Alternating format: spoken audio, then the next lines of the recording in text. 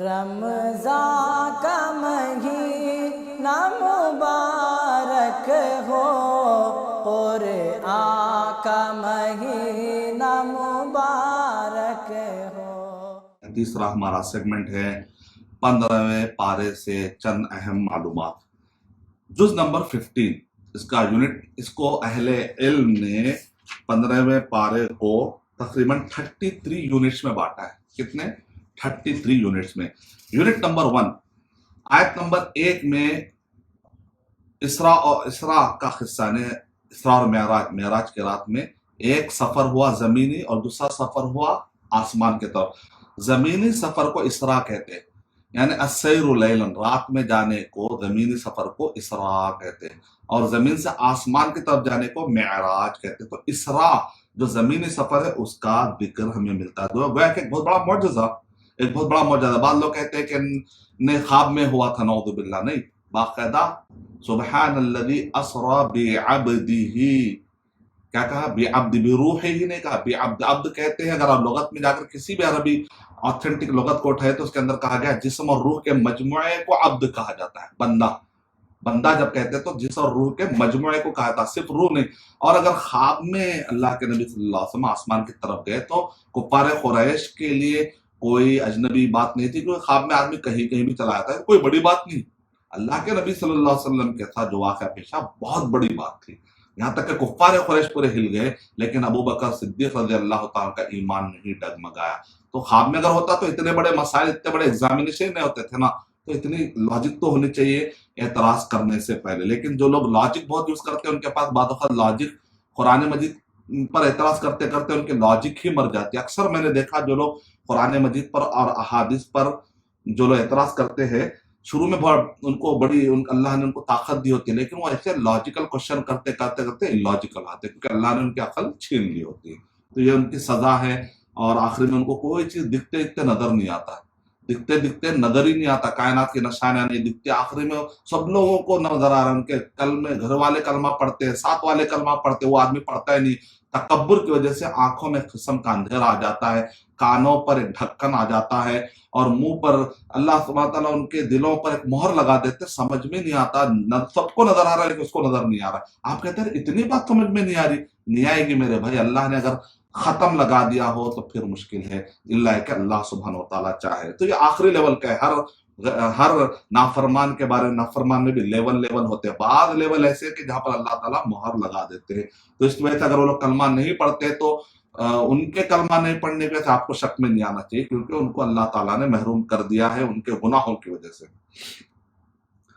تو اسراء کا رات میں اللہ کے نبی صلی اللہ علیہ وسلم معراج کی رات میں جو مسجد حرام سے بیت المقدس کی طرف جو ایک رات میں چلے گئے اور پھر اسی رات میں آسمان کا سفر کر کے بھی لوٹ گئے، تو یہ ایک بہت بڑا معجزہ ہے۔ اس کے تقریباً 20 ایپیسوڈ میں نے آڈیو بیانات دیے ہیں، جو کہ الحمدللہ رمضان المبارک سے پہلے رجب میں نے ریلیز کیے تھے۔ تو آپ اسراء اور معراج ارشد بشیر مدنی اگر آپ لکھیں گے تو انشاءاللہ 20 آڈیو آپ کو ویڈیو کی شکل میں انشاءاللہ یوٹیوب پر مل جائیں گے، تو آپ وہ پورے سنیے، آپ کو پورا قصہ آتھینٹک۔ اس کے اندر میں نے ایک خاص چیز کا خیال رکھا ہے کہ عربی میں عبارتیں پڑھ رہا ہوں اس میں، اور اس کا ترجمہ، تاکہ لوگوں کو پتہ ہے، ورنہ لوگ ایک قصے بیان کر رہے ہیں من گھڑت، صحیح کے ساتھ ساتھ من گھڑت، کب ایڈ کر دے رہے، کب کون سا ورڈ اپنی طرف سے ایڈ کر دے رہے، پبلک بعد میں آ کر کہتے ایسا قصہ ہے، تو ان کو مجلس میں بولتا ہے ایسا تو نہیں ہے، تو بیچارے کا پورا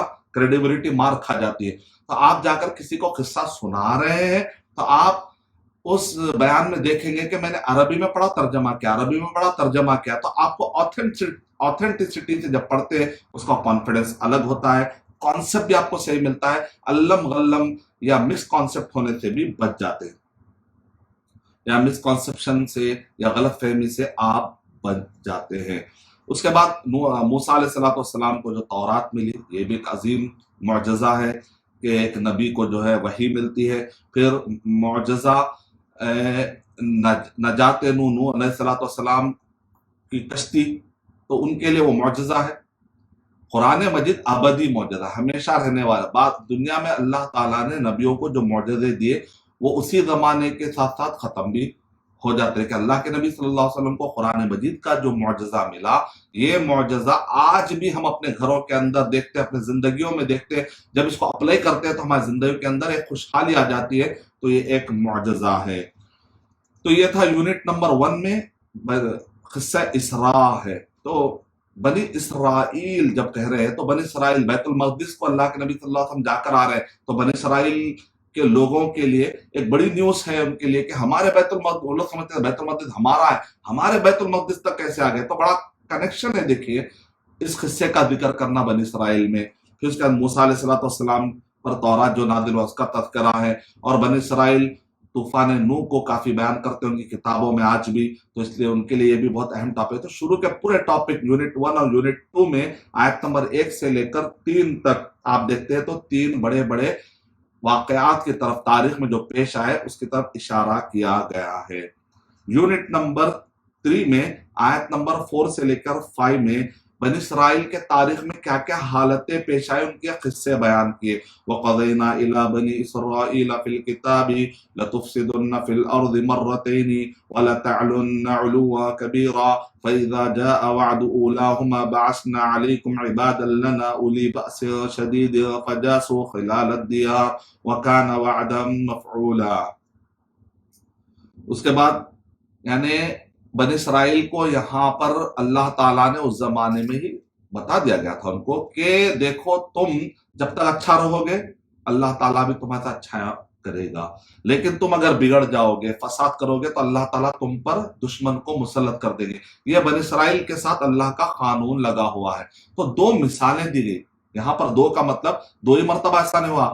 شیخ التفسیر جو میرے استاد ہیں عمر آباد میں، وہ کہتے ہیں کہ مرتین یہاں میں عربی زبان کا ایک اسلوب ہے، اس کا مطلب یہ نہیں کہ 2 ہی مرتبہ ہوا، بار بار ہونے کا معنی بھی آ سکتا ہے، یا 2 مثالیں پیش کی گئی ہے، حتمی طور پہ اتنا ہی ہوگا، کیونکہ ہم تاریخ پڑھ کر دیکھتے ہیں تو کئی مرتبہ یہودیوں پر دشمنوں کا مسلط ہونے کا واقعہ ہے۔ یا ایک فہم یہ بھی ہے کہ کئی مرتبہ تو حملہ ہوا لیکن 2 حملے بہت بڑے تھے، جیسا خاص طور سے ایک فارس کی طرف سے اور ایک روم کی طرف سے۔ یعنی اگر آپ بیت المقدس کے اطراف میں جب جو یہودی رہتے تھے اس زمانے میں، تو آپ دیکھیں قدیم زمانے میں جو انہوں نے فلسطین کو اس زمانے میں یا اسی طرح اس کے اطراف و اکناف کو بنی اسرائیل نے جو بیس بنایا تھا پہلے، تو وہاں پر 2 طرف سے حملے ہوتے ہیں۔ رائٹ سائڈ سے کسرا یعنی بابل جس کو آپ کہتے ہیں بخت نصر، جو بابل کا بادشاہ تھا جس کو آپ کہتے ہیں السبی البابلی، یعنی بابل کے لوگ آئے اور آ کر ان کو غلام بنا کر لے کر بابل میں رکھے، کافی تکلیف کے ساتھ انہوں نے زندگی کی۔ پھر اس کے بعد انہوں نے استغفار کیا، اللہ سے معافی مانگی، تو اللہ تعالیٰ نے پھر ان کو ان کے چنگل سے چھڑا دیا، پھر وہ لوگ بال بچے والے ہوئے، طاقت ملی، پھر اس کے بعد پھر شرارت۔ یعنی آدمی کے حالات اچھے ہوتے پھر کیا کرتا ہے انسان، وہ پہلے برے حالات آتے ہیں معافی مانگتا ہے، جب اچھا ہو جاتا ہے تو پھر تکبر میں آیا۔ تو اس کے بعد ٹائٹس رومانی ایک پھر یعنی کہ اب روم کی طرف سے حملہ ہو جاتا ہے، تو پھر وہاں سے اس کو کہتا ہے الاستحاد الرومانی، یعنی رومان کی طرف سے یعنی روم کی طرف سے ان پر حملے ہوئے۔ تو یہ 2 بڑے واقعات تو ذکر کیا تھے، لیکن کسی نے کہا کہ نہیں جالوت کا جو واقعہ ہے نا وہ بھی اس میں انکلوڈ کیا جائے گا۔ 2 مثالوں میں سے کسی نے جالوت اور طالوت یعنی داؤد علیہ السلام، قرآن مجید میں جو جالوت اور طالوت کا جو قصہ ملتا ہے ہمیں، تو کہا کہ وہ واقعے کی طرف اشارہ ہے، بعد نے کہا ٹائٹس کی طرف، بعد نے کہا بخت نصر، لیکن مشہور جو عربی کتابوں میں ہم دیکھ رہے تھے تو اس کے اندر اس کا بھی ذکر ہمیں کافی مل رہا ہے کہ رائٹ سائڈ سے ایک، لیفٹ سائڈ سے ایک۔ تو رائٹ سائڈ سے ایک بڑا حملہ جو ہوا، کئی حملے اور بھی ہوئے تاریخ میں اس کے بعد بھی، تو خاص طور سے جب وہ فلسطین پر بنی اسرائیل پر اس زمانے پر جو حملہ ہوا بیت المقدس کے اطراف میں، جس سے کہ اینٹ سے اینٹ بجا دی گئی اور ان کو اٹھا کر لے جا کر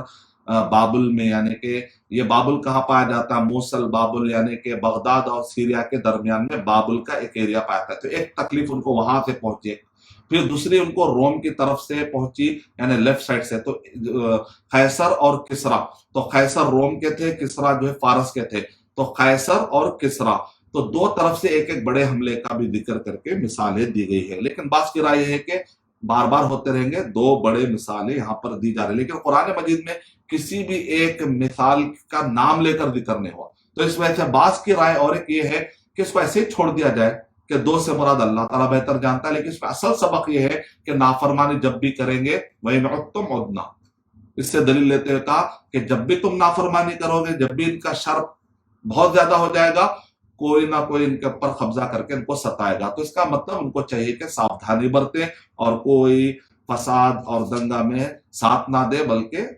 اللہ کے نبی صلی اللہ علیہ وسلم کے بتلائے ہوئی شریعت کے مطابق رہنمائی میں زندگی گزارے. اس میں ان کے لیے عافیت ہے. اور بہت سارے یہودیوں نے ماضی میں عبداللہ بن سلام جو یہودیوں کے سردار تھے، انہوں نے تو اسلام ہی قبول کر لیا. یہ سب سے احسن طریقہ رہے گا انشاءاللہ. یونٹ نمبر 4 میں آیت نمبر سورہ بنی اسرائیل سورہ نمبر 17 کے آیت نمبر 6 سے لے کر سورہ بنی اسرائیل آپ کھول لیجئے جو لوگ فالو کر رہے ہیں، اور سورہ نمبر 17 اور سورہ کہف ہے سورہ نمبر 18. تو 17 اور 18 یہ آپ کو ملتا ہے 15ویں پارے میں. تو 15ویں پارے کا یونٹ نمبر 4 اور سورہ بنی اسرائیل کے آیت نمبر 6 سے لے کر 8 میں یہ ہے کہ اللہ تعالیٰ نے ان کو پھر سے طاقت دی. پھر اس کا ثم رددنا لكم الكرة عليهم وامددناكم باموال وبنين وجعلناكم اكثر نفيرا ان احسنتم احسنتم لانفسكم وان اسأتم فلها فإذا جاء وعد الآخرة ليسوءوا وجوهكم وليدخلوا المسجد كما دخلوه أول مرة وليتبروا ما علوا تتبيرا عسى ربكم أن يرحمكم وإن عدتم عدنا وجعلنا جهنم للكافرين حصيرا. تو مطلب یہ نکلا کہ یہاں پر 2 مرتبہ کس طرح حملہ ہوتا ہے اس کے ڈیٹیل ہمیں مل رہے ہیں. تو یہ ہے سورہ بنی اسرائیل کے شروعات میں. اس کی وجہ کیا ہے، کیوں ان کو سزائیں مل رہی تھی؟ کیونکہ انبیاء کو قتل کر رہے تھے.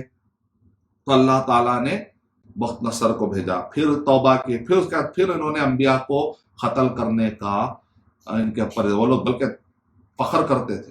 زکریا علیہ السلام، یحییٰ علیہ السلام کو کیسا انہوں نے ستایا، اس کی تاریخ پڑھی آپ. تعالیٰ بلکہ فخر کر رہے تھے، ہم نے تو قتل کیا، ہم وہ لوگ ہیں. جیسا بعض لوگ گناہ کر کے فخر کرتے، آپ مجھے نہیں جانتے میں کون ہوں. تو کیا بھائی آپ نے گناہوں کا اظہار کر رہے برملا، گناہ کر کے چھپانا ہے. جو لوگ گناہ کر کے اظہار کر رہے ہیں، فخر کر رہے ہیں، ان کو بڑی سخت سزائیں ہوتی ہیں. دیکھیے اب تاریخ میں تکبر کرنے والوں کو کیسی کیسی سزائیں مل رہی ہے. تو ہدایت لینے کے بجائے فساد کا راستہ انہوں نے اختیار کیا. ایسا نہیں ہونا چاہیے. تو اسی لیے 2 مرتبہ تباہی کا ذکر ہوا. اس کے بعد ہدایت دینے والی کتاب کا مزید تعارف ہو رہا ہے یونٹ نمبر 5 میں. سورہ بنی اسرائیل، اس کو سورہ اسراء بھی کہا جاتا ہے کیونکہ اس میں اسراء کا ذکر ہے، اسراء اور معراج. تو اور اس کے بنی اسرائیل بھی کہا کہ بنی اسرائیل کے قوم کو کافی اس کے اندر نصیحتیں کی گئی ہیں ان کی تاریخ سنا کر. اور بنی اسرائیل اس لیے کہتے ہیں کہ یعقوب علیہ السلام کی نسل ہے. اسرائیل لقب ہے یعقوب علیہ السلام. بنی کا مطلب ہوتا بیٹے، ابن، بنی اور بنونا، بنینا آپ جانتے ہیں، بنو، بنینا، بنونا. تو اسی سے یا جب حذف ہو جاتا ہے تو بنی ہو گیا، یعنی اسرائیل کے بیٹے یعقوب علیہ السلام کی نسل سے آنے والے اسحاق علیہ السلام. تو ان کو کہتے ہیں بنی اسرائیل. اور دوسرے یعنی اسحاق علیہ السلام، یعقوب علیہ السلام سے ہوتے ہیں ان کو بنی اسرائیل کہتے ہیں. اسماعیل علیہ السلام سے آتے ہیں ان کو بنی اسماعیل کہتے ہیں. بنی اسماعیل میں کوئی بھی نبی نہیں ہے سوائے محمد صلی اللہ علیہ وسلم کے. یعنی اسماعیل علیہ السلام نبی اور رسول، اس کے بعد کوئی نبی اور رسول نے، آخری میں محمد صلی اللہ علیہ وسلم آئے. جبکہ بنی اسرائیل میں بہت انبیاء، بہت رسول آئے، اور ان کے آخری نبی بنی اسرائیل میں جو آخری نبی بھیجے گئے وہ عیسیٰ علیہ السلام ہیں، جن کو اللہ سبحانہ تعالیٰ نے بعد میں زندہ آسمان میں اٹھا لیا ہے. اب قیامت میں پھر دوبارہ وہ آئیں گے بھی تو امتی بن کر آئیں گے، رسول بن کر نہیں. محمد صلی اللہ علیہ وسلم کو فالو کریں گے کیونکہ اب محمد صلی اللہ علیہ وسلم خاتم النبیین ہیں، آپ سب سے آخری نبی اور آخری رسول ہے. اب آپ کہتے کوئی نبی آنے والا نہیں، کوئی رسول آنے والا نہیں، کیونکہ قرآن مجید صحیح احادیث جب موجود ہے تو نئے نبی اور رسول آنے کی ضرورت ہی نہیں ہے.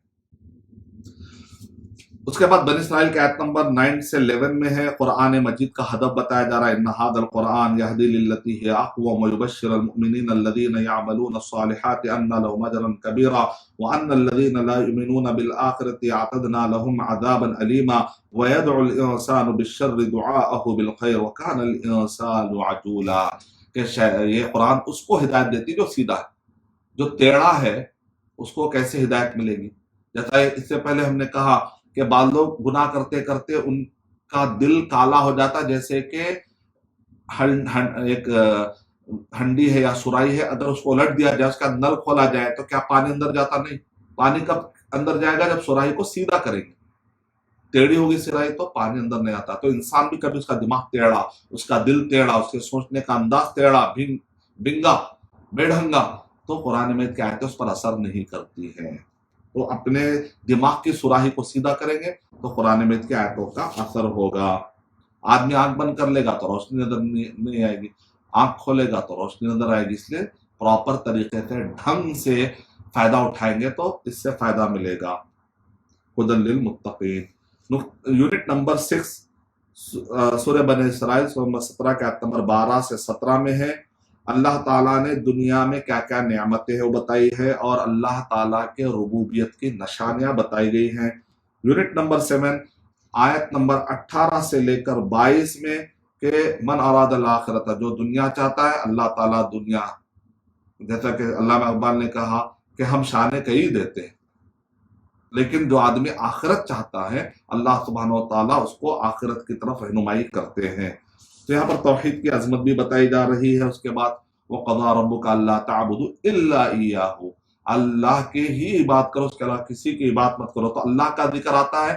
اکثر آپ نے دیکھا کہ والدین کا بھی ذکر ہے، یعنی اللہ کے بعد، یعنی اللہ اور اس کے رسول صلی اللہ علیہ وسلم اور دین کے بعد اگر آپ کے اوپر سب سے بڑی بھاری ذمہ داری پڑتی ہے تو وہ ماں باپ کی ہے. تو ماں باپ کی عظمت کا خیال رکھنا چاہیے. تو اس کے بارے میں بتایا جا رہا ہے یونٹ نمبر 8 میں آیت نمبر 23 سے 25، ایک نے دو نے 3 آیتیں والدین کے بارے میں. وبالوالدین احسانا، والدین کے ساتھ حسن سلوک کرو.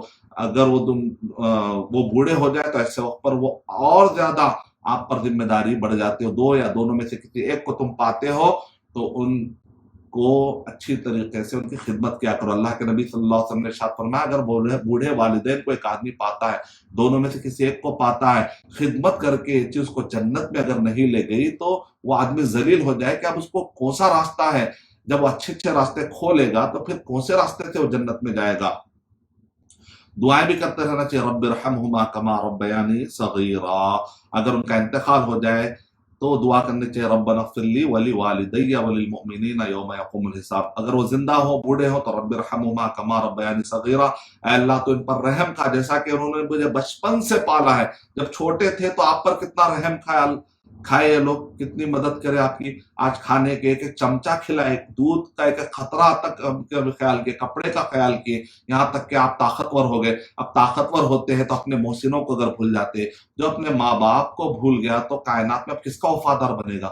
جو نماز نہیں پڑھتا، اللہ کی وفاداری نہیں کرتا، والدین کے ساتھ اس سے سلوک نہیں کرتا، وہ دنیا میں اب کس کی وفاداری کرے گا؟ ایسے آدمی کے اوپر شک ہی کیا جا سکتا ہے کہ آدمی قابل ہے یا نہیں ہے. اللہ حفاظت فرمائے. یونٹ نمبر 9 آیت نمبر 26 سے لے کر 30 میں رشتہ داروں کا حق، راستہ چلنے والے مسافر کا حق اور مساکین کا حق بتایا جا رہا ہے. تو اس لیے ہمیشہ آدمی جب بھی پیسہ اس کے پاس آئے تو یہ دیکھے کہ غریبوں کا، رشتہ داروں میں کوئی پریشان ہے تو ان کا بھی اس کو حق ادا کرنا ہے. بعض اوقات یہ واجب ہو جاتا ہے، بعض اوقات یہ مستحب ہو جاتا ہے.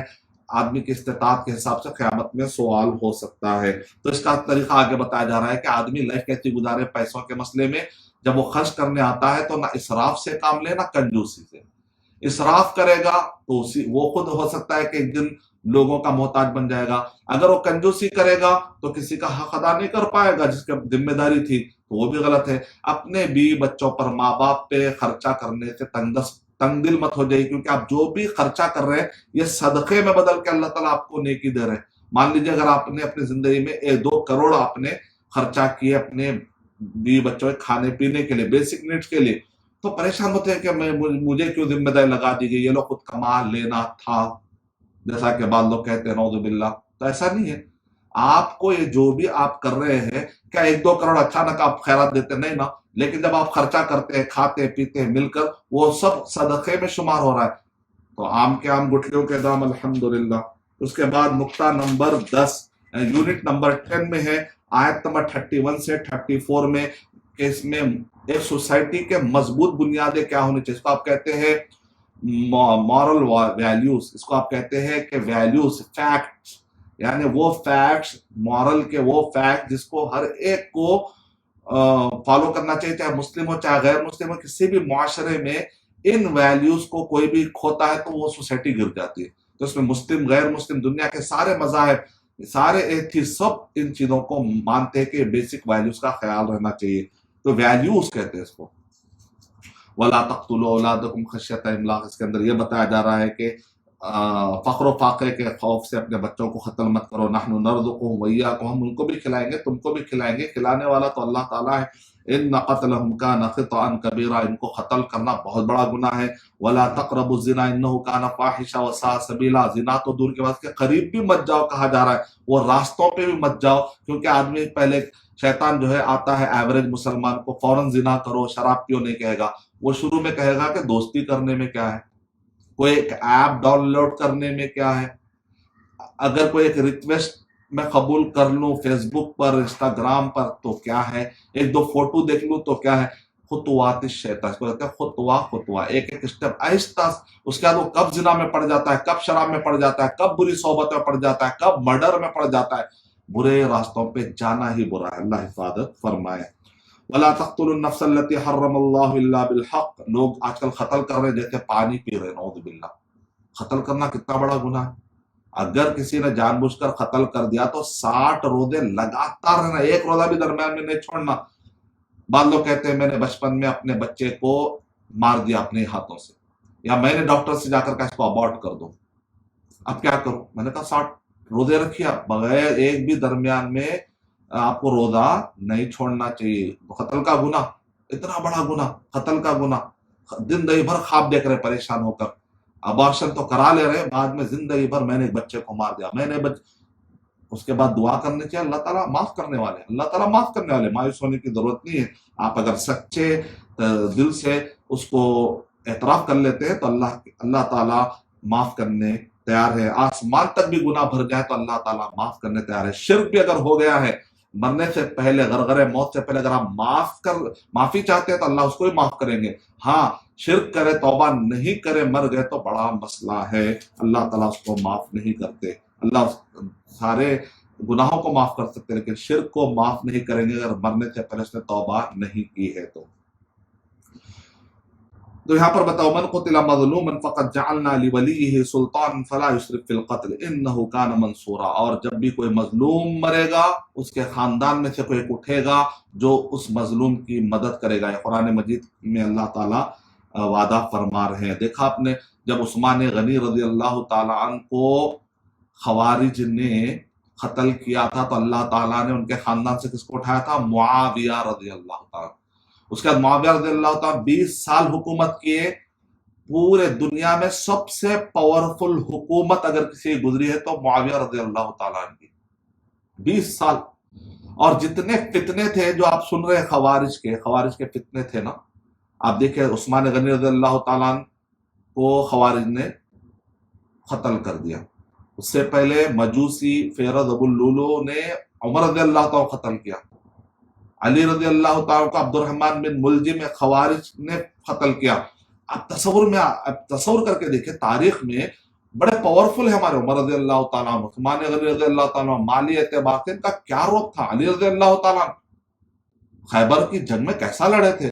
جب اتنے پاورفل کو انہوں نے مارا تو ان کے وہ خوارج کے اور مجوسیوں کے جذبات کتنے بلند ہو چکے ہوں گے آپ اندازہ لگائیے.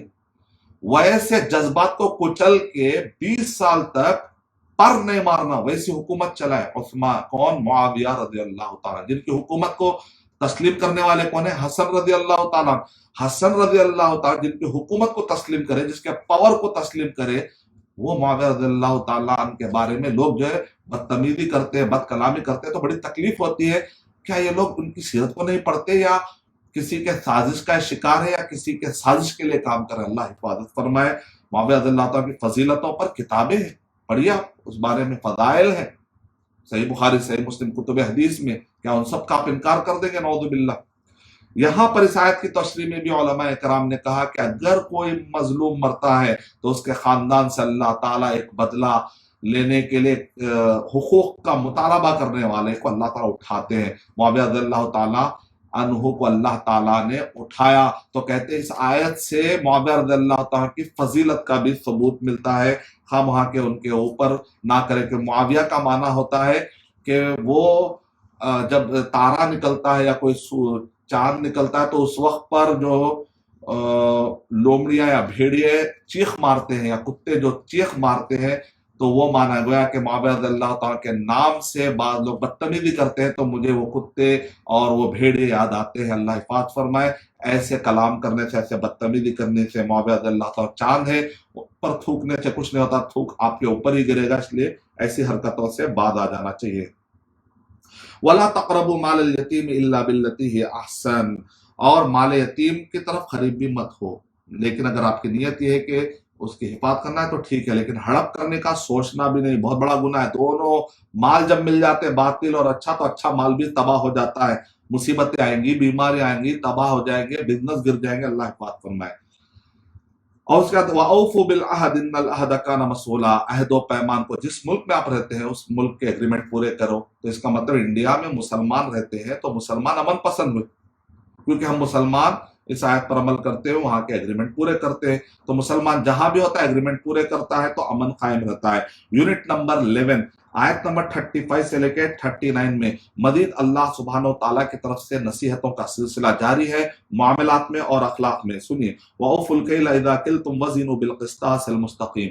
جب لینے کا مسئلہ آتا ہے تو لیتے ہیں، جب دینے کا مسئلہ آتا ہے تو برابر نہیں دیتے. یہ تو غلط ڈیل ہوئی. پکا ناپ تول کر جس کا جو حق ہے ادا کرنا چاہیے. ناپ تول میں کمی نہ کرو، اچھے طریقے سے ترازو میں تولو. وَلَا تَقْفُ مَا لَيْسَ لَكَ بِهِ عِلْمٌ. بعض لوگ جو ہے اٹکلی لڑاتے، ایسا ہونا ویسا ہونا. شریعت میں ایسا نہیں چلے گا. معلوم ہے تو معلوم ہے بولنا، نہیں ہے تو نہیں ہے. نہیں ہے تو آپ تحقیق کر کے بولو. جو دل میں ایسا ہوگا میرے نالج کے مطابق ایسا ہونا چاہیے. بعض لوگ ایسا بولتے قرآن مجید میں جو کہا گیا نا واقع ایسا ہونا چاہیے. آپ کون ہوتے ہیں اللہ کی بات کو ایسا ہونا چاہیے؟ تب کیا طریقہ بات کرنے کا؟ تو ایسا ہوگا بھائی فلاں ہندوستان میں جو فلاں نیک آدمی آئے تھے وہ نبی ہے کیا؟ تو آپ بولے ہوگا، نہیں ایسا نہیں چلے گا. اگر آپ سے کوئی کہے آپ کے فلاں ابا ہے کیا؟ ہو سکتا ہے بولتے، آپ ہے تو ہے بولتے، نہیں تو نہیں. تو عقیدے کے معاملے میں، کانسیپٹ کے مسئلے میں ہوگا ہوں گا ایسا علم سے بچیے اور ہمیشہ پکا علم سے بات کیجیے، ورنہ خاموشی اختیار کیجیے. وَإِنَّ السَّمْعَ وَالْبَصَرَ وَالْفُؤَادَ كُلُّ أُولَٰئِكَ كَانَ عَنْهُ مَسْئُولًا.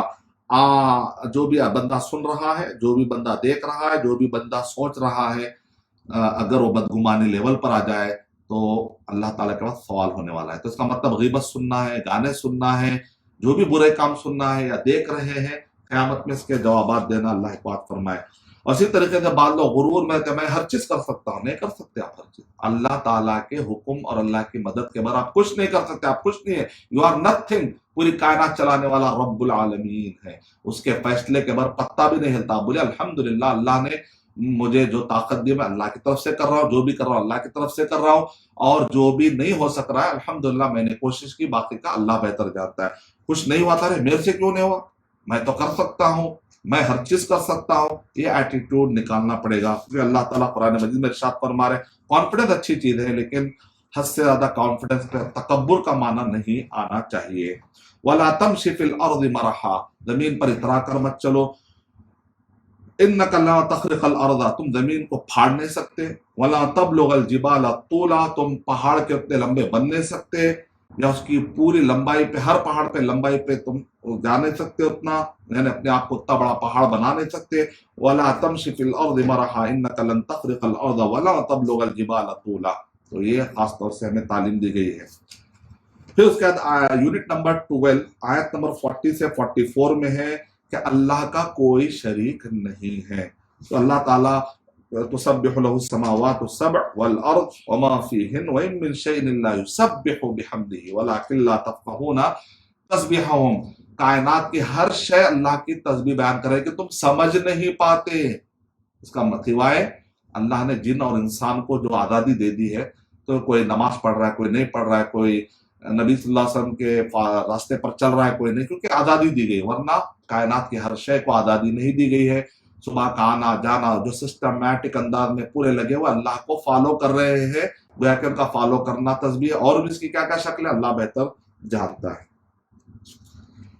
یونٹ نمبر 13 السر فی کفر المشرکین و عنادہم. مشرکین جو انکار کر رہے ہیں اس کی وجہ کیا ہے؟ کیونکہ وہ لوگ سنتے ہی نہیں. یونٹ نمبر 14 مرنے کے بعد کی زندگی کا مشرک انکار کر رہے ہیں، اس کی وجہ ہے کیونکہ وہ سنتے ہی نہیں ہیں۔ 49 سے 55 یونٹ نمبر 16 آیت نمبر 56 سے 60 میں اللہ تعالیٰ نے مشرکین کے ان کے عقائد فاسدہ پر رد کرتے ہوئے نصیحت کی، کہا جن کلمہ پڑھ رہے ہیں، جن جنوں کی تم پوجا کر رہے ہو، وہ جن کلمہ پڑھ رہے ہیں، تمہارے عقلوں کو کیا ہو گیا ہے۔ اور اسی طرح معراج کا جو اللہ تعالیٰ نے اللہ کے نبی صلی اللہ علیہ وسلم کو جو معراج میں اللہ نے آسمان میں جو چیزیں دکھائی ہے، قریش اس سے فتنے میں پڑ گئے۔ اسی طریقے سے شجرۃ الزقوم، درخت تو ہرا ہوتا ہے، جہنم میں تو آگ ہوتی ہے، تو یہ ہرا درخت کیسے ہوتا ہے؟ پھر شک میں پڑ گئے، اللہ چاہے تو کیا نہیں ہو سکتا ہے۔ یونٹ نمبر 16 آیت نمبر 61 سے 65 میں حسد اصل وجہ تھی سارے ابلیس کو تباہ کرنے کی، اور جو لوگ بھی ابلیس کے روش پہ چل رہے ہیں، کہیں نہ کہیں حسد اور تکبر ہوتا ہے جو ان کو برائی پر آمدہ کر رہا ہے، اور ابلیس نے سجدہ نہیں کیا اسی حسد میں آ کر۔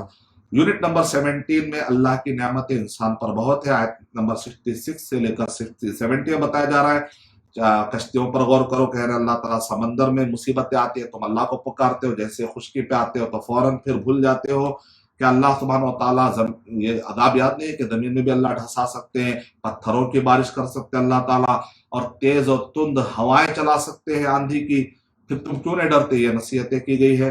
وَلَقَدْ كَرَّمْنَا بَنِي آدَمَ وَحَمَلْنَاهُمْ فِي الْبَرِّ وَالْبَحْرِ وَرَزَقْنَاهُمْ مِنَ الطَّيِّبَاتِ وَفَضَّلْنَاهُمْ عَلَى كَثِيرٍ مِّمَّنْ خَلَقْنَا تَفْضِيلًا۔ اللہ نے سارے انسانوں کو عزت دی، لیکن وہ شرک کر کے برے راستے پر جاتا ہے، اپنی عزت گراتا ہے، اور ایک سجدہ جسے تو گرا سمجھتا ہے 1000 سجدوں سے دیتا ہے انسان کو نجات۔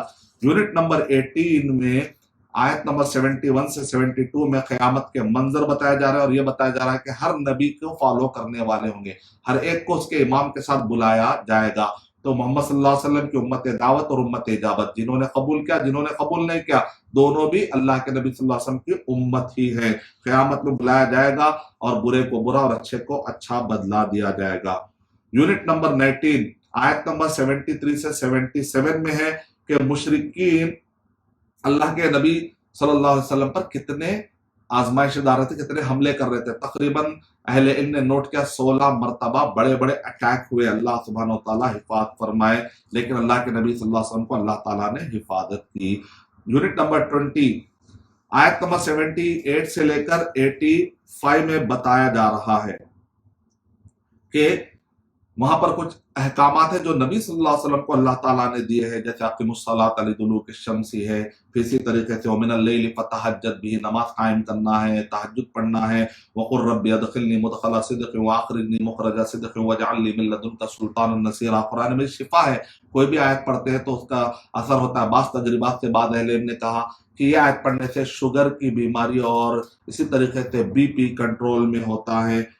تو اسی طریقے سے وَقُلْ جَاءَ الْحَقُّ وَزَهَقَ الْبَاطِلُ إِنَّ الْبَاطِلَ كَانَ زَهُوقًا، یہ آیت کا بھی کہ حق آتا ہے اور باطل مٹ جاتا ہے، تو حق کبھی جو ہے مغلوب نہیں ہوتا، باطل ہمیشہ ہار جاتا ہے۔ پھر اسی کے اندر یہ بتایا گیا وَنُنَزِّلُ مِنَ الْقُرْآنِ مَا هُوَ شِفَاءٌ وَرَحْمَةٌ لِّلْمُؤْمِنِينَ، قرآن مجید میں شفا بھی ہے، ہدایت کے لیے بھی پڑھیے آپ، شفا کے لیے بھی پڑھیے۔ وَإِذَا أَنْعَمْنَا عَلَى الْإِنسَانِ أَعْرَضَ وَنَأَىٰ بِجَانِبِهِ وَإِذَا مَسَّهُ الشَّرُّ كَانَ يَئُوسًا، کہ انسان کی اس میں طبیعت بتائی جا رہی ہے کہ کیسے خوش ہو جاتا، کیسے مایوس ہو جاتا ہے۔ قُلْ كُلٌّ يَعْمَلُ عَلَىٰ شَاكِلَتِهِ، پھر اس کے اندر یہ بتایا جا رہا ہے کہ ہر انسان اپنے اپنے وتیرے پہ عمل کر رہا ہے، قیامت میں فیصلہ ہوگا۔ وَيَسْأَلُونَكَ عَنِ الرُّوحِ، پھر یہ بھی بتایا جا رہا ہے کہ روح کے بارے میں سوال کرتے ہیں، آپ کہہ دیجیے روح کے بارے میں تمہیں بہت کم علم دیا گیا ہے، لہذا بغیر علم کے اس میں گفتگو نہ کرے۔ پھر اس کا یونٹ نمبر 21 میں آیت نمبر 86 سے لے کر 89 میں قرآن مجید کے معجزے کے بارے میں بتایا جا رہا ہے کہ پورے انسان اور جن جمع ہو کر بھی قرآن کا کے جیسا نہیں لا سکتے۔ یونٹ نمبر 22 میں بتایا جا رہا ہے کہ آیت نمبر 90 سے لے کے 93 میں مشرکین کہہ رہے تھے کہ ہم کو ایسی نشانیاں بتائیے، یہ قرآن مجید نہیں، کوئی اور نشانیاں ایسے بتائیے جو ہم دیکھ سکے، تو اس کے کا ذکر ہو رہا، اللہ تعالیٰ اس پر رد کر رہے ہیں۔ یونٹ نمبر 23 آیت نمبر 99 آیت نمبر 94 سے لے کے 109 میں مشرکین کے بعض شبہات کا رد کیا جا رہا ہے، اور یونٹ نمبر 24 کی آیت نمبر 110 سے 111 میں اللہ کے نیک ناموں کے ساتھ ہی پکارنا. جو نام اللہ قرآن اور صحیح حدیث میں ثابت ہے آپ انہی سے پکاریں, وہی اچھے اچھے نام ہے. اپنی طرف سے نئے نئے نام اللہ تعالیٰ کو ہم نہیں دے سکتے. یونٹ نمبر 25, یہاں سے سورہ کہف شروع ہو رہا ہے. سورہ کہف میں آپ دیکھتے ہیں کہ آزمائش سے بچنے کا سورہ, یعنی کہ سورہ کہف پڑھتے ہیں تو آپ دجال کے فتنے سے بچ جاتے ہیں. تو اس کے اندر کیا ہے, غور کر کے دیکھیں گے آپ. جو ہر جمعہ آپ پڑھتے ہیں تو آپ کے ہر جمعہ میں آپ کو یہ نصیحت کی جا رہی ہے کہ آپ کو فتنوں سے بچنا ہے, فتنوں سے بچنا ہے, فتنوں سے بچنا ہے. تو اس کے اندر 4 بڑے فتنوں کا ذکر آ رہا ہے کہ ایک ہے دین کا فتنہ, دین کی آزمائش. آدمی بعض لوگوں کے لیے دین کو بچانا مشکل ہوتا ہے, جیسا اصحاب کہف کو ان کو دین کو بچانا بہت مشکل ہو گیا تھا. نمبر 2, بعض لوگوں کو جائیداد کی آزمائش ہوتی ہے, مال کی آزمائش ہوتی ہے. جیسا کہ 2 باغ والے ہیں, جائیداد تو ملی لیکن ایک کو توفیق نہیں ملی, وہ اتراتا رہ گیا, اس کا باغ جل گیا. دوسرا آدمی شکر گزار تھا, اس کا باغ نہیں جلا. پھر تیسرا جو ہے علم کا فتنہ. بعد علم میں آ کر تکبر میں آ جاتے ہیں اور اپنے عقل لڑاتے ہیں, ابلیس کی روش اختیار کرتے ہیں. لیکن موسیٰ علیہ السلام تھے ماشاءاللہ, خضر علیہ السلام کے پاس جانے کے لیے کہا تو فوراً اپنے غلام یوشع بن نون, جو بعد میں یعنی یوشع علیہ السلام, ان کو لے کر وہ چلے گئے. تو موسیٰ علیہ السلام تکبر میں نہیں آئے اپنے کہ میں کیوں جاؤں. ایسے نہیں ہوتے علم والے. جب بھی ان کو کوئی نیا علم ہوتا ہے تو وہ علم کو لینا چاہیے. جہاں سے بھی آپ کو حق ملے تو اس حق کو لینا چاہیے جو شریعت کے مطابق ہو, جو دلائل سے پر ہو. اسی طرح اقتدار کا فتنہ. ذوالقرنین ایک مومن تھے, ایک مسلمان, ایک مومن, لیکن الیگزینڈر کا گریٹ سے لے کر لوگ ملاتے, وہ تو شرک کرنے والا بت پرست تھا. تو اس کی بھی تو حکومت کافی وسیع تھی, لیکن وہ کوئی اور ہوگا. لیکن ذوالقرنین ان کی بھی وسعت اتنی تھی ان کے مملکت کی کہ سورج نہیں ڈوبتا تھا. مطلب یہ کہ ان کے مملکت میں کہیں نہ کہیں سورج ڈوبا ہوا نہیں رہتا تھا. اتنی بڑی مملکت تھی, اتنی بڑی مملکت تھی اور اتنی بڑی سلطنت تھی. تو الحمدللہ تو یہ پورے واقعات آپ کو ملتے ہیں. تو گویا کہ آزمائش سے بچنے کا ایک عظیم سورہ ہے, اور اس کو آپ پڑھتے جائیں, اس کو سمجھتے جائیں تو بہت سارے فتنوں سے ہم اپنے آپ کو بچائیں گے. مال کا فتنہ, جائیداد کا فتنہ, اقتدار کا فتنہ اور دین میں آزمائش, ان سب چیزوں سے اپنے آپ کو بچانا چاہیے. تو یونٹ نمبر 25 میں سورہ کہف کے آیت نمبر 1 سے لے کر 8 میں سورہ کے مقدمے, سورہ کا مقدمہ جس کے اندر یہ بتایا جا رہا ہے کہ قرآن مجید کیسے نازل ہوا, کس کے لیے نازل ہوا, مقصد کیا ہے. مقصد یہ ہے کہ اس کے اندر بتایا جا رہا ہے کہ الحمدللہ الذی انزل علی عبدہ الکتاب ولم یجعل له عوجا قیما لینذر بأسا شدیدا من لدنہ ویبشر المؤمنین الذین یعملون الصالحات ان لهم اجرا حسنا ماکثین فیہ ابدا. تو اس کے اندر بتایا جا رہا ہے کہ یہ قرآن جو ہے سمجھانے, ڈرانے اور ساودھان کرنے آیا ہے, تو لہذا آدمی اس سے استفادہ کرتا رہے. ایک آدمی الارم کی گھڑی رکھ کر الارم بند کر دے گا تو ٹائم پہ نہیں اٹھے گا. تو اس لیے الارم کو ہمیشہ مینٹین کرنا چاہیے تاکہ وہ ٹائم پہ اٹھے. تو اس طرح قرآن مجید بھی ایک الارم ہے, اس کو آپ اچھا مینٹین نہیں کریں گے, نہیں اس کو پڑھیں گے, سمجھیں گے, تو پھر آپ کو یہ برے راستوں سے بچانے کے لیے کیسے مدد کر سکتی ہے. آپ مدد نہیں لینا چاہ رہے تو پھر تو ہی نہ چاہے تو بہانے ہزار ہیں, راہ دکھلائے کسی رہ روے منزل ہی نہیں. تو اللہ تعالیٰ تو بلا رہے, قرآن میں تو بندے کو اصلاح کرنے کے لیے تیار ہے. اس کے اندر نبی صلی اللہ علیہ وسلم کو تسلی بھی دی گئی, آپ کی دل جمعی بھی کی گئی, ثابت قدمی کے لیے بھی اس کے اندر آیتیں ہیں. بیان حقیقت دنیا کی حقیقت بھی بتائی جا رہی کہ زخرفہ ہے, اس کے دھوکے میں نہیں آنا چاہیے, یہ بھی فتنہ ہے, اس سے بھی نہیں آنا چاہیے. اپنے طاقت اور اپنی زندگی سے آپ دھوکے میں نہ جائے. کبھی بھی اچانک مر جاتا ہے تو آخرت کا سلسلہ شروع ہوتا ہے. اپنے ایمان اور عمل کے توشے کو مضبوط رکھیں. یونٹ نمبر 26 آیت نمبر 9 سے لے کے 31 میں ہے اصحاب کہف کا واقعہ. یہ اصحاب کہف کون تھے, کہاں تھے, ان کی تعداد کیا تھی؟ کہف والے, غار والے, کیونکہ انہوں نے اپنے دین کو بچانے کے لیے ایک غار میں انہوں نے پناہ لی, ظالموں سے بچنے کے لیے. تو بنی اسرائیل کے واقعات میں سے ایک مشہور واقعہ یہ بھی ہے, اور ان کو 7 سلیپرز کہہ کر عیسائی حضرات اپنی کتابوں میں بہت زیادہ پروموٹ کرتے ہیں. تو آپ اس لیے اس کا مطلب یہ قصہ بہت سارے لوگوں کے لیے دلچسپی کا باعث ہے. بنی اسرائیل میں ان کو ذکر کر کے پھر اللہ سبحانہ و تعالیٰ نے یہ بتایا کہ جب یہ لوگ سو گئے कैसा सो गए, कितने साल सो गए, फिर अल्लाह ताला ने उनको उठाया। तो इसका मतलब अल्लाह ताला मरने के बाद आपको भी उठा सकते हैं, इसलिए शक में नहीं आना चाहिए। तो अल्लाह ताला ऐसे वाक़यात कुरान मजीद में जगह जगह बताए जहां पर मरने का उठाया गया, मरने का उठाया गया। सच्ची किताब में जब ये प्रूफ आ गया कि कभी ऐसा वाक़या हुआ था कि मरने के बाद उठ सकते हैं, तो फिर ये सच्ची किताब में ये भी बताया जा रहा है कि अरे इंसान मरने के बाद तुझे आखिरत में उठाया जाएगा, बादुल मौत, उसके अंदर अच्छे को अच्छा और बुरे को बुरा बदला दिया जाएगा, मालिक यौमिद्दीन। तो फिर इस अकीदे को तुम क्यों नहीं मानते? जब एक मरतबा तुम आ गए तो दोबारा लाना तुम्हारे लिए क्या मुश्किल है? तो ये जॉर्डन में अगर आप कभी जाने का मौका मिले तो वहां पर आज भी ये गार और इसी तरीके से ये गार की तरफ ले जाने वाले वहां पर आपको टूरिस्ट मिल जाते हैं।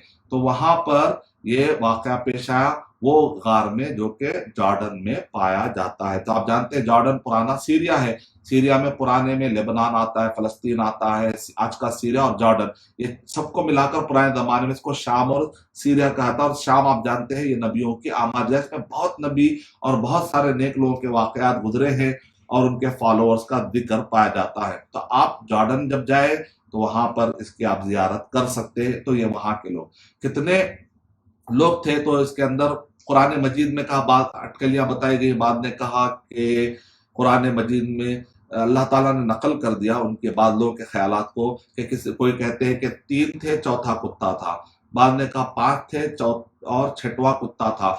तो इब्न आखिरी में अल्लाह सुब्हानहू व तआला करे, बाद लोग ये कहते हैं कि 7 थे और 8वां कुत्ता था। और इब्न आखिर में क्या है कि नहीं जानते सिवाय थोड़े ही लोग, खलील कहा, खलील लोग जानते। तो इब्न अब्बास रज़ियल्लाहु ताला कहते हैं वो खलील में से मैं, कि मुझे इल्म मिला। तो जब पूछा गया, किसी अहले इल्म ने बताया कि जब पूछा गया कि कैसे पता चलेगा कि 3 में से लास्ट वाला जो कौल है कि 7 थे वो लोग और 8वां उनका कुत्ता था, तो कैसे इसको राज करार देंगे?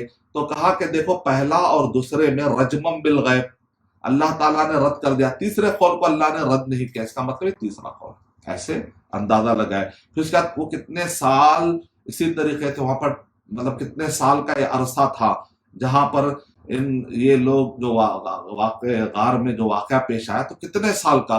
तो कहते हैं वलबिसू फी काफिम सलासमियतिन, कितने साल वो गार में उनका रहना हुआ? 300 सिनीन, यानी कि 300 साल। वज़दादु तिसा, और 9 बढ़ा लो। तब यहाँ पर इब्न तैमिया रहमतुल्लाह अलैह हल कर रहे हैं, बाद एतराज करते हुए उन्होंने कहा कि भाई पुराने वाक़े में ये शक कैसा कि तुम 300 और या तुम 9 भी और बढ़ा लो। तो इब्न तैमिया रहमतुल्लाह अलैह कह रहे हैं कि यहाँ पर औ जो है शक का नहीं, बल्कि यह औ एक तनवीअ का है या तखयीर का है कि आपको इख्तियार है कि आप 300 कहें या 309 कहें। अगर आप सोलार कैलेंडर के हिसाब से जाते हैं, सोलार कैलेंडर के हिसाब से, तो वो 300 साल होते हैं। अगर आप लूनार कैलेंडर के हिसाब से जाते हैं तो 309 होते हैं। ये तो मौजज़ा है, आप एतराज करने निकले, ये तो एक मौजज़ा जाहिर हो गया इसके अंदर। कुरान तारीख में मैंने पढ़ा, जितने लोग ने एतराज किया है ना, जब तहकीक करके जवाब देने की कोशिश की गई तो तहकीक करने वालों को उसके मौजज़े का इजहार हुआ।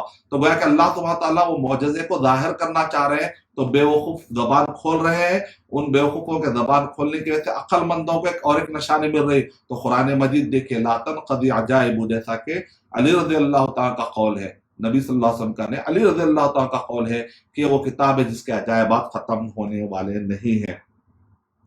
और इसी तरीके से जब ये बेदार हुए गार के अंदर, जब ये गए पनाह लिए, बच तो गए, लेकिन अब ये देखिए इनका इंतजाम कैसा हो रहा है।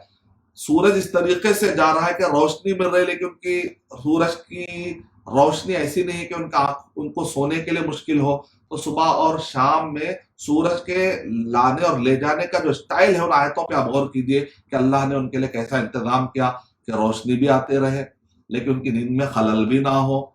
फिर उसके बाद खास तौर से आप देखिए कि उनको अल्लाह सुब्हानहू व तआला करवट, क्योंकि अगर एक ही जगह पे जिस्म रहेगा तो बग्स और इसी तरह बैक्टीरिया, बहुत सारे बीमारियां जन्म ले सकते, हरकत होने से भी कीड़े जो है ना करीब में नहीं आते हैं।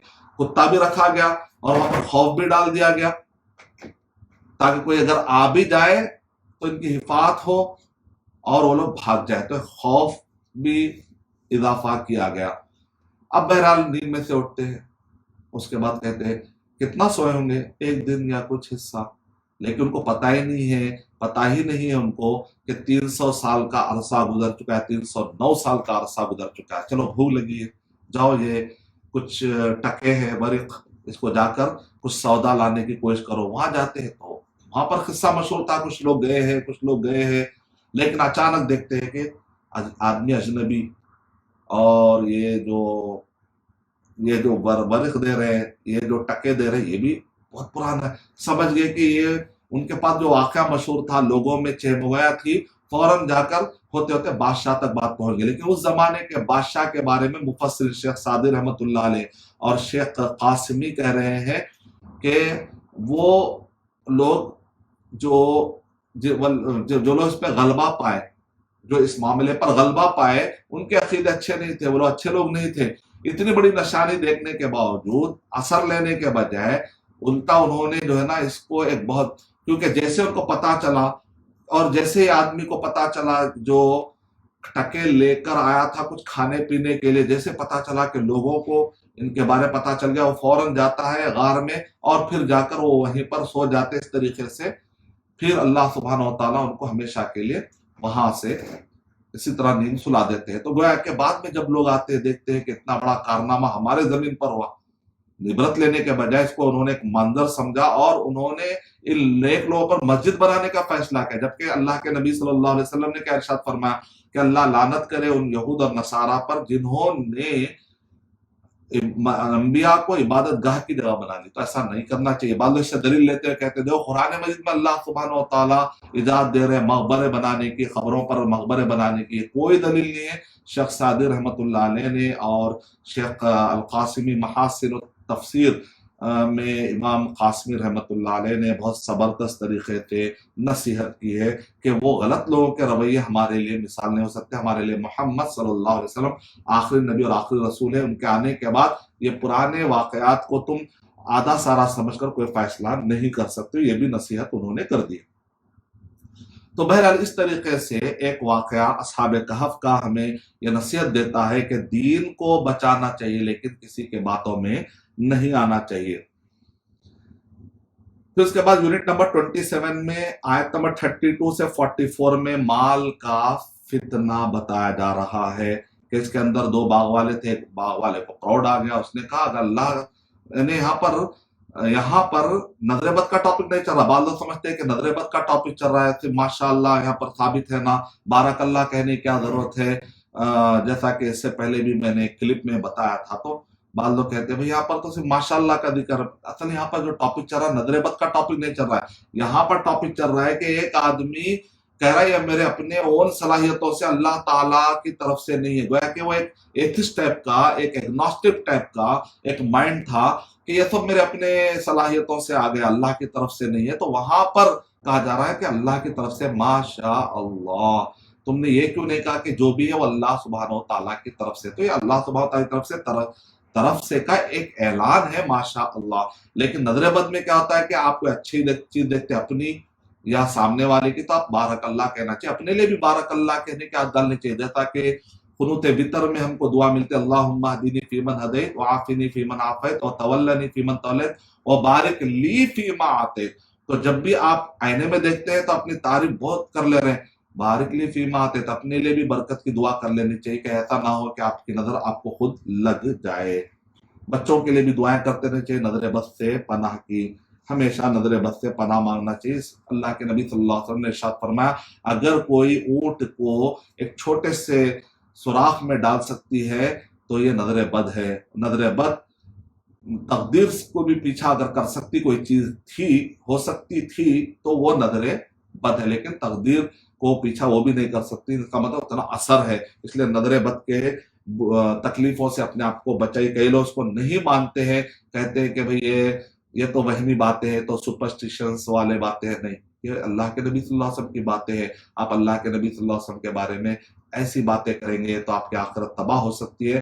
اسی لیے منکرین حدیث جو ہے وہ حدیثوں کو دل کھول کر مذاق اڑاتے ہیں اور اسی باتوں کا اگر وہ فائدہ نہیں لے پا رہے ہیں، اب میں کچھ نہیں کہہ سکتا. قرآن مجید سے ایک آدمی سبق لینے ریڈی ہے، حدیث سے لینے ریڈی نہیں ہے، کیونکہ وہ حدیث کا مرتبہ سمجھتا ہے نہیں، اللہ کے نبی صلی اللہ علیہ وسلم کے باتوں کو اہمیت نہیں دیتا، کہتا ہے کہ میں صرف اللہ کے کلام کو اہمیت دیتا ہوں، نبی صلی اللہ علیہ وسلم کے باتوں کو اہمیت نہیں دیتا ہوں. تو اب کیا بولیں گے اس آدمی کو؟ اللہ حفاظت فرمائے. یونٹ نمبر 28 میں باغ والوں کا قصہ بتانے کے بعد پھر انجام بتایا گیا اور مزید نصیحتیں کی گئی ہے کہ دنیا کے یہ دخرفا، یہ چکا چون میں تم دھوکہ نہیں کھانا چاہیے. آخرت میں سب کو اکیلے آنے والے ہو تو تمہارا گروپ کوئی جھٹا کام آنے والا نہیں ہے، اور وہی سنائی گئی ہے. یونٹ نمبر 29 میں آیت نمبر 50 سے 53 میں، سورہ کہف کے آیت نمبر 50 سے 53 میں ابلیس کا فتنہ بتایا جا رہا ہے کہ کیسے ابلیس آزمائش میں ڈالتا ہے. اور ابلیس جو ہے، کئی لوگ کہتے ہیں ابلیس فرشتوں میں سے تھا، بڑا نیک تھا، تکبر میں آ کے بعد میں جہنمی ہو گیا. نہیں، وہ من گھڑت روایتیں. آتھینٹک روایتوں میں قرآن مجید میں یہاں پر دیکھیں آیت نمبر 50 پر، کان من الجن، اس کی اصل جن سے تھی. ٹھیک ہے، اصل اس کی جن سے ہی ہے، تو جنس کی کیٹیگری میں سے ہے. جو جنوں میں ایکسٹریم میں بھٹک جاتا ہے اس کو شیطان کہتے ہیں، اور جو جنوں میں جو کافر ہو جاتے ہیں ان کو بھی شیطان کہتے ہیں. جو جنوں میں جو مومن ہوتے ہیں ان کو جن کہا جاتا. تو یہ فرق ہے جن اور شیطان میں، یہ ایک فرق ہے.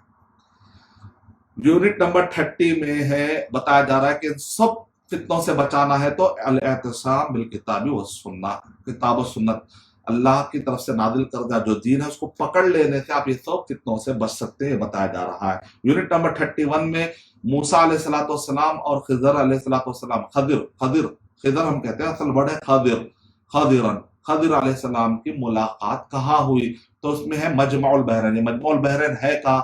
ابھی انٹرنیٹ پہ آپ دیکھیں گے تو اکثر لوگوں نے کہا مجمع البحرین وہ ہے جس کو آپ، اور میڈیٹرینین سی، یعنی ایک جس کو عربی میں کہتے ہیں بحر ابیض متوسط، اور اس کو کہتے ہیں عقبہ بھی کہتے ہیں بحر ابیض، اور دوسرا ہے بحر احمر. تو ریڈ سی اور میڈیٹرینین سی.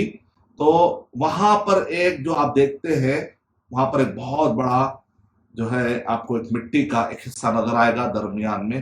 تو کہتے ہیں یہاں ایک ہے.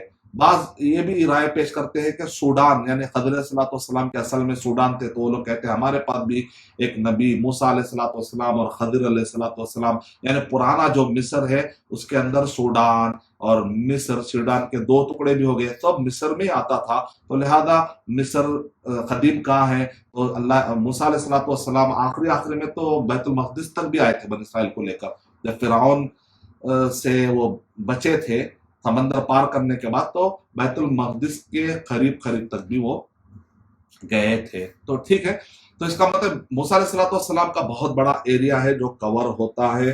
تو یہ الگ الگ رائے ہے، اور بھی تحقیق کیا ہے میں انشاءاللہ آپ کو پھر سے بتاؤں گا کہ مجمع البحرین اور کیا کیا تحقیقات آئی ہیں علماء کرام کی. لیکن قرآن اور صحیح حدیث میں زیادہ طور پہ تفصیلات نہیں ملتی، تو ہم بھی کہیں گے مجمع البحرین میں ملے تھے. یہ آپ لے کر چلیے. جب تحقیقات کو بس ایک تحقیق کے طور پہ رکھیے. قرآن مجید میں یہی ہے، ہم نہیں کہیں گے جب تک کہ پورے علماء کسی چیز پر اکٹھا نہ ہو جائے. یونٹ نمبر 32 میں ہے آیت نمبر 83 سے لے کر 98 میں ذوالقرنین کا واقعہ ہمیں ملتا ہے. اور یونٹ نمبر 33 کی آیت نمبر 99 سے 110 میں یاجوج ماجوج کا فتنہ، ان سے بھی ہم کو پناہ مانگنا چاہیے. اور اس طرح سے سورت کے اختتام میں بدعت اور شرک کا فتنہ، وہاں پر کتنا اللہ سبحانہ و تعالیٰ کیا طریقے سے سمجھا رہے ہیں بدعت کرنے والے اور شرک کرنے والے کو، کہ کام کر رہا ہے، تھک رہا ہے، پھر بھی جہنم میں جا رہا ہے. قل هل ننبئکم بالاخسرین اعمالا، کیا ہم آپ کو نہ بتائیں کہ سب سے زیادہ عمل کر کے بھی نقصان اٹھانے والے لوگ کون ہیں؟ الذین ضل سعیہم فی الحیاۃ الدنیا، کہ جن کی پوری محنتیں ویسٹ ہو جاتی ہے دنیا میں.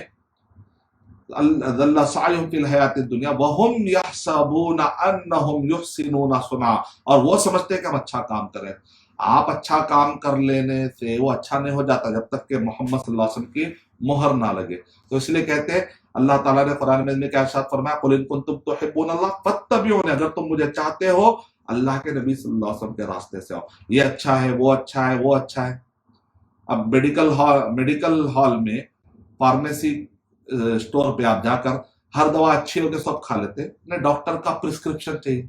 डॉक्टर का प्रिस्क्रिप्शन जब तक नहीं है वो भी दवा नहीं देता, आपको दवा नहीं लेना चाहिए। नहीं सब दवाएं अच्छी होगी खाना शुरू कर देते, नहीं, तो इस तरह जो भी अच्छा है कहकर शरीयत फॉलो नहीं करेंगे। मोहम्मद सल्लल्लाहु अलैहि वसल्लम ने जो बताया वही प्रिस्क्राइब तरीके से फॉलो करना चाहिए। और इसके आखिरी में ये सूरह कहफ के आखिरी में बताया गया इन सब फितनों से बचना है तो आपका ईमान और अमल अच्छा कर लीजिए। और इसके अंदर 2 शर्तें हैं कि पूरी जिंदगी हमारी अल्लाह के लिए इबादत होनी चाहिए। ये शर्ता कबूल अमल कहा था। अमल कबूल होने की 2 शर्तें हैं कि पूरा जो भी काम करें किसको खुश करने के लिए, अल्लाह। मन ताबुद, तुम किसकी इबादत करोगे, अल्लाह की इबादत करेंगे। तरीका क्या है उसकी इबादत का, मोहम्मद सल्लल्लाहु अलैहि वसल्लम के तरीके के मुताबिक, खालिस अल्लाह के लिए, तरीका मोहम्मद सल्लल्लाहु अलैहि वसल्लम के लिए। इसको 2 वर्ड में अल इखलास, खालिस अल्लाह के लिए, मुताबात इत्तिबा, नबी सल्लल्लाहु अलैहि वसल्लम की इत्तिबा में इखलास मुताबात, इखलास मुताबात, खालिस अल्लाह के लिए, मुताबात नबी, तरीक़े मोहम्मदी, इत्तिबा नबी, ये 2 वर्ड अच्छे तरीके से दिमाग में बिठा लीजिए। तो अल्हम्दुलिल्लाह इस तरीके से हमारे 3 सेगमेंट पूरे हुए।